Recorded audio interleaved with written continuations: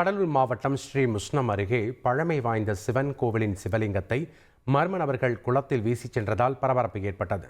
ஸ்ரீ முஷ்ணத்தை அடுத்த பாளையங்கோட்டை மேல் பாதையில் உள்ள பழமை வாய்ந்த சிவன் கோயிலின் சிவலிங்கம் சந்தைக்கு அருகில் உள்ளது.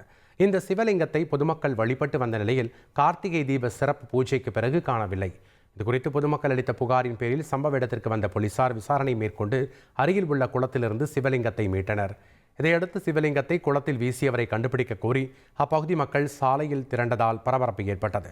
அவர்களிடம் காவல்துறை மற்றும் வருவாய்த்துறை அதிகாரிகள் பேச்சுவார்த்தை நடத்தி குற்றவாளிகளை கைது செய்வதாக உறுதியளித்ததன் பேரில் அவர்கள் கலைந்து சென்றனர். திருப்பூர் கொடிக்கம்பம் பகுதியில் சைக்கிளை கூட எடுக்க முடியாத அளவிற்கு மது போதையில் இருந்த நபர் சைக்கிளை திருடிச் செல்லும் சிசிடிவி காட்சிகள் வெளியாகியுள்ளது.